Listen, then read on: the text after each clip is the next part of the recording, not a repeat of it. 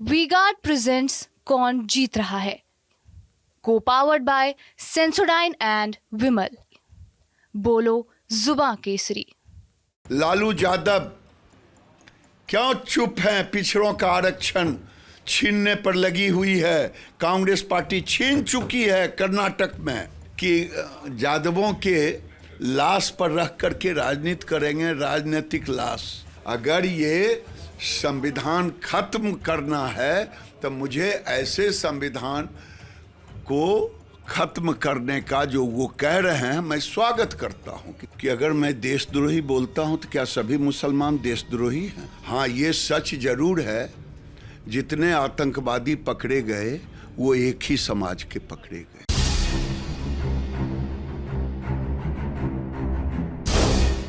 इस वक्त मैं बेगूसराय में हूं और हिंदुत्व के प्रखर चेहरा, जी हां मुखर चेहरा जिनको कह सकते हैं, जिन पर पूरे देश की नज़रें हैं कि आखिरकार उनकी स्थिति बेगूसराय में कैसी है। हिंदुत्व के चेहरे के रूप में जाने जाने वाले गिरिराज सिंह बेगूसराय से दूसरी बार चुनाव लड़ रहे हैं। पिछली बार इन्होंने कन्हैया कुमार को हराया था। इस बार इनका सीधा मुकाबला कम्युनिस्ट पार्टी से है। कम्युनिस्ट पार्टी के अवधेश राय इनके प्रतिद्वंदी हैं और उनके पक्ष में आरजेडी समेत कांग्रेस पार्टी भी है। ऐसे में ये समझना दिलचस्प होगा कि बेगूसराय, जिसको लेनिनग्राद से भी जाना जाता है, क्या बेगूसराय में लेनिनग्राद के चेहरे के रूप में अवधेश राय को कितना बड़ा प्रतिद्वंदी गिरिराज सिंह मानते हैं, खास तौर पर बेगूसराय में। आपका स्वागत है टीवी 9 पे। और सीधा सवाल यही है कि आपके प्रतिद्वंदी आपको कितने बड़े दिखाई पड़ते हैं, खास तौर पर ये लेनिनग्राद हमेशा से कहा जाता है। देखिए, बेगूसराय की जनता पिछली बार कन्हैया कुमार लेनिनग्राद और मास्को दोनों के प्रतिनिधित्व कर रहे थे। ये सिर्फ एक का प्रतिनिधित्व कर रहे हैं, एक लेके भाग गया वो। अब ये जो कर रहे हैं, बेगूसराय की जनता ने वो दिन देखा है जब यहां हजारों बहनें की मांगें सुनी हुई, खेत मजदूर आपस में लड़ के मिट गए, और ये 7 का 7 सीट बेगूसराय में असेंबली का जीत करके, तो कोई जनता अपनी बहनों की मांगें नहीं सुना करना चाहती है, वो दिन नहीं देखना चाहती है जो दिन इन्होंने दिखाया। और बेगूसराय क्या केवल खेतिहर मजदूर नहीं, केवल किसानों का नहीं, बल्कि बेगूसराय डॉक्टर श्री कृष्ण सिंह के कर्मभूमि, उस इंडस्ट्रियल हब को बर्बाद करने का काम कम्युनिस्टों ने किया।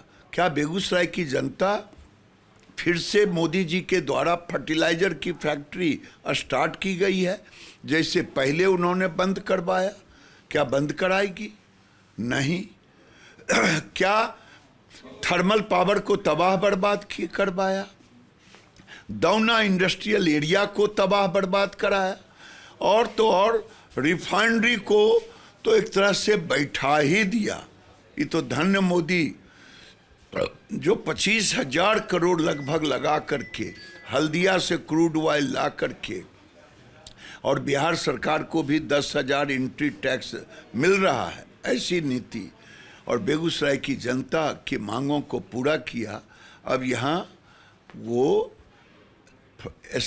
एस्टेब्लिश हो गया है, फर्टिलाइजर, रिफाइनरी, वही नहीं, अब वो तबाह बर्बाद करना चाहते हैं। यहाँ विकास और विनाश की लड़ाई है।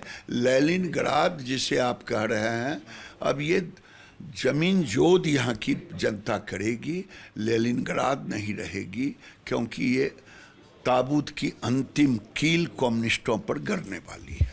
आपने कहा विकास बनाम विनाश की लड़ाई है। पिछली बार ट्रायंगुलर फाइट था, आरजेडी से भी उम्मीदवार थे, कम्युनिस्ट से भी उम्मीदवार थे, और आप भी थे। इस बार लालू प्रसाद ने एक ऐसी रणनीति चली है कि कुछ सीट पर वो फॉरवर्ड बनाम बैकवर्ड भी बनाना चाहते हैं, और साथ ही साथ कम्युनिस्टों को जोड़ना भी चाहते हैं। बेगूसराय में क्या ऐसा प्रभाव आपको दिखाई पड़ा है? देखिए, लालू जी का वो तिकड़म खत्म हो चुका। यहाँ नरेंद्र मोदी जो देश के सबसे बड़े पिछड़े वर्ग से आते हैं, गरीब के बेटा हैं, बर्तन मांजने वाली की बेटा है, चाय बेचने वालों की बेटा है, और बिहार का मुख्यमंत्री नीतीश कुमार केवल पिछड़े का नहीं है, जीतन राम मांझी दलितों का, उपेंद्र कुशवाहा, सम्राट चौधरी पिछड़ों का।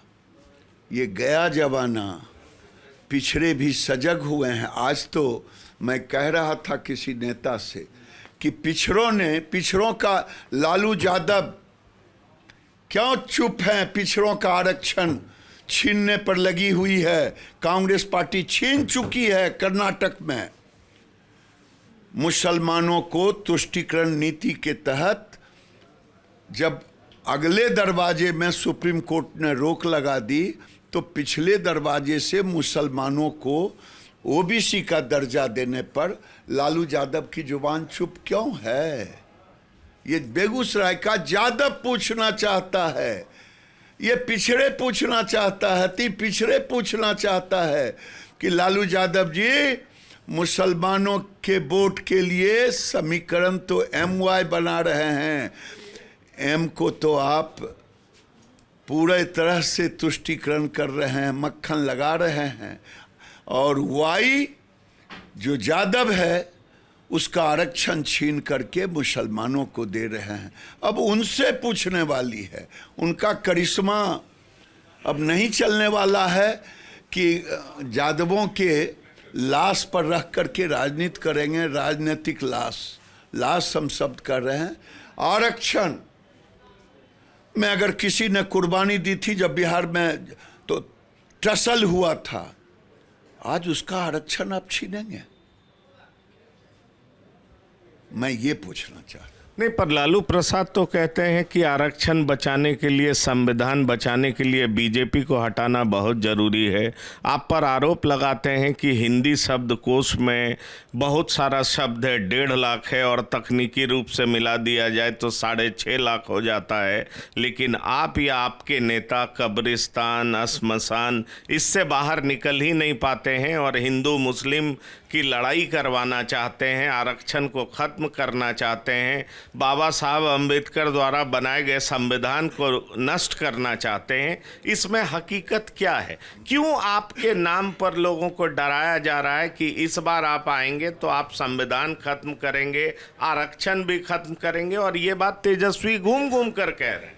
तेजस्वी घूम घूम के कहे, इसका जवाब तो दें कि कर्नाटक में मुसलमानों को पिछले दरवाजे से ओबीसी का दर्जा क्यों दिया गया?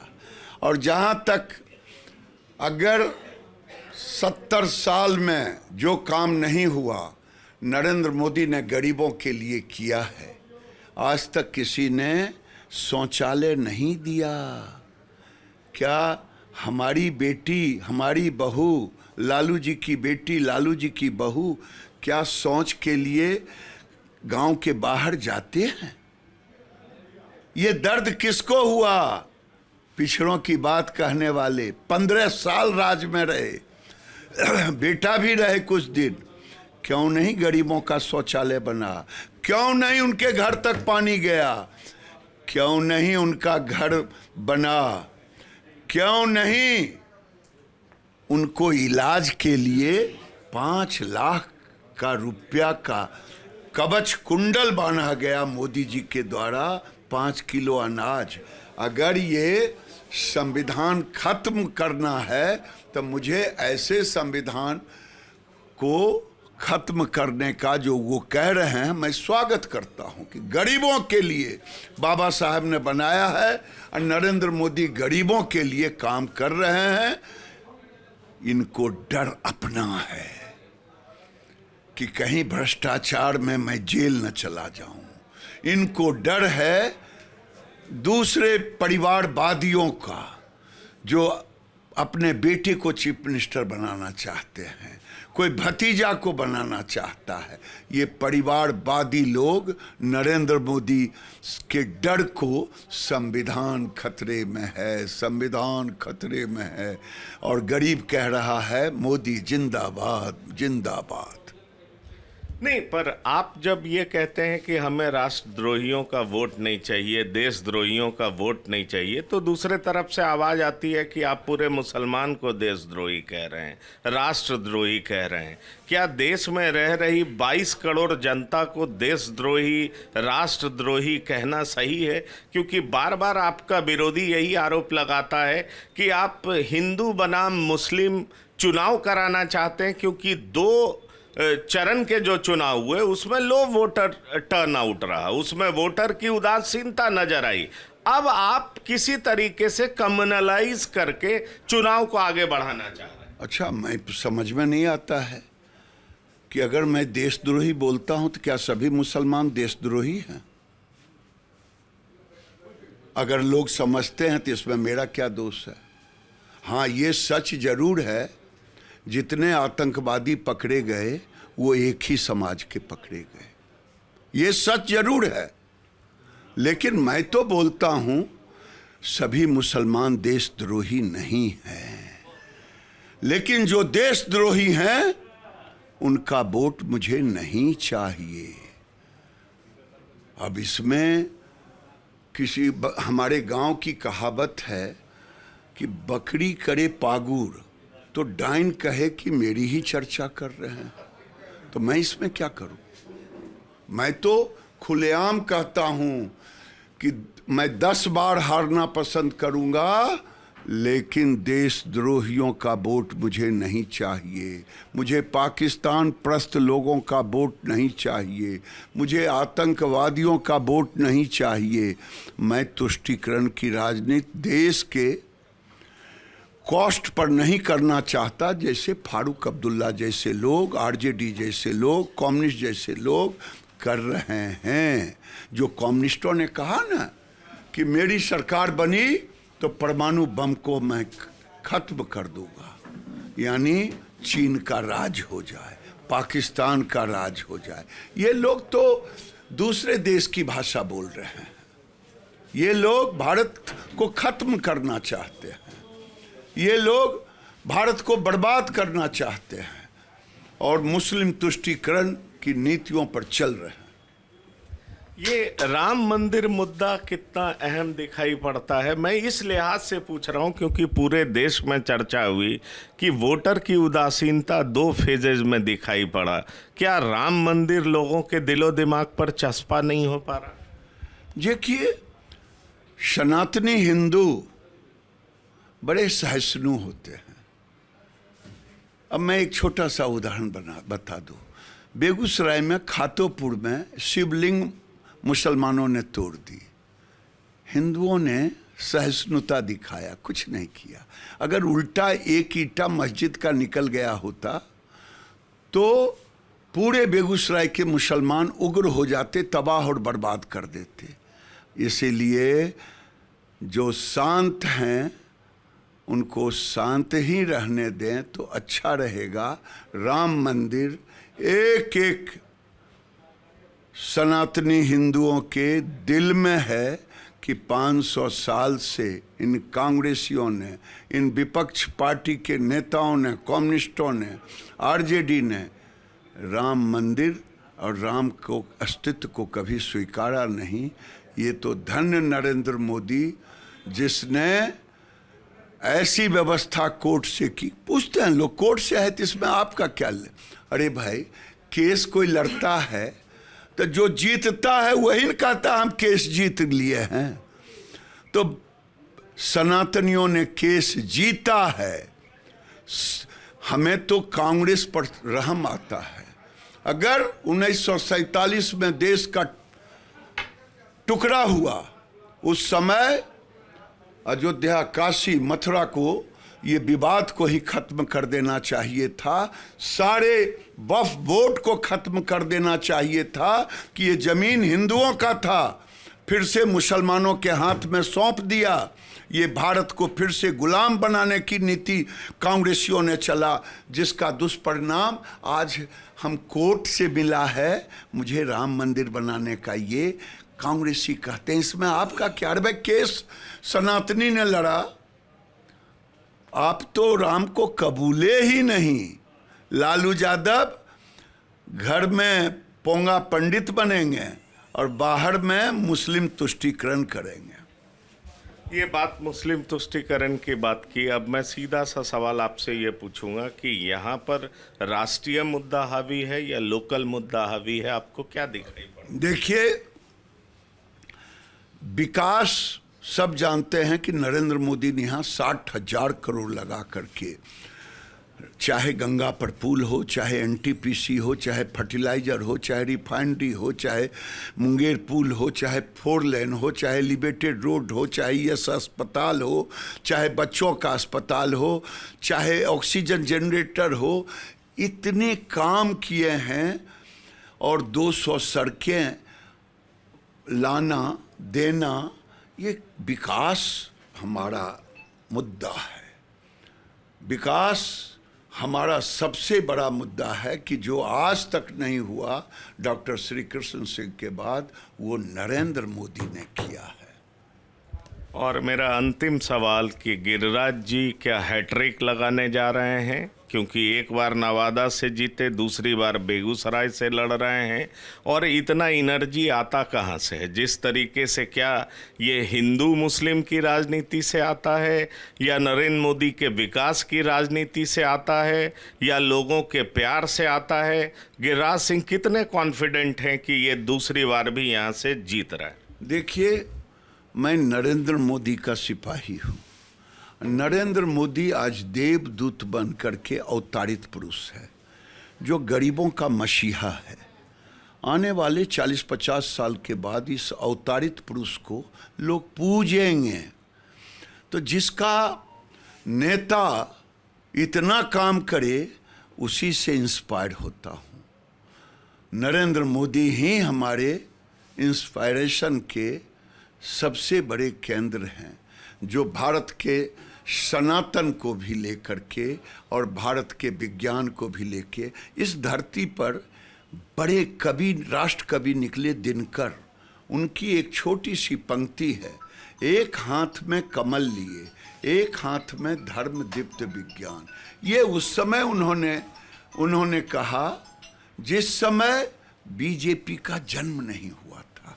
वो दूरदृष्टा थे, जिन्होंने अपने दूरदृष्टि से, पता नहीं, अब देखिए ना इस कविता में, देखिए, एक हाथ में कमल लिए, एक हाथ में धर्म दीप्त विज्ञान, लेकर उठने वाला है इस धरती पर इंसान। आज इंसान अवतरित पुरुष के रूप में नरेंद्र मोदी है।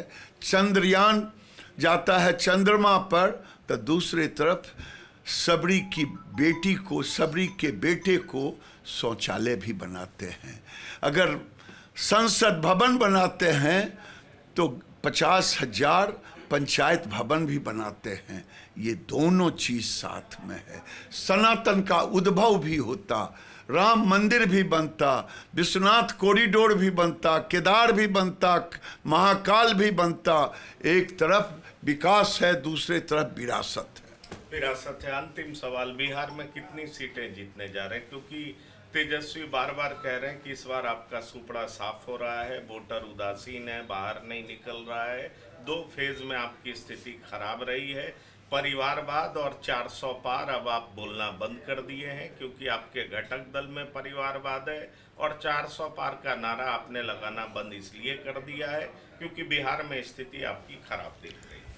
अरे भाई, मुंगेरी लाल के हसीन सपने देखने में कोई किसी को मना करेगा क्या?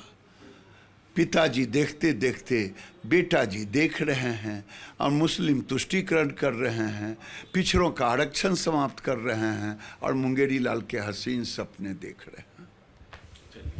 तो ये गिरिराज जी थे, और ये बहुत ही खूबसूरत तरीके से हिंदुत्व को सिर्फ अगड़ों तक ही नहीं बल्कि पिछड़ों और अति पिछड़ों के बीच ले जाने में कामयाब दिखाई पड़ते हैं। आप इनकी बातों को सुने तो आपको दिखाई पड़ेगा कि दिनकर की धरती पर दिनकर की कविता पढ़ते हुए ये जिस तरीके से कहते हैं कि प्रधानमंत्री मोदी की बातों ने किस, और उनके द्वारा किए हुए कामों ने किस तरह से सबरी की बेटियों को लाभ पहुंचाया है, तो आप समझ लीजिए कि ये अपनी बातों से पूरे हिंदू समाज को किस तरह से जोड़ने का प्रयास कर रहे हैं। सवाल ये उठता है कि पिछली बार तेज तर्रार नेता कहे जाने वाले कन्हैया कुमार को बेगूसराय से करारी शिकस्त देने वाले गिरिराज सिंह क्या इस बार भी विजय का परचम लहराते हैं, ये देखना दिलचस्प होगा। लेकिन एक बात तो बिल्कुल सही तौर पर कहा जा सकता है कि हिंदू के मुखर और प्रखर चेहरे के रूप में जाने वाले गिरिराज सिंह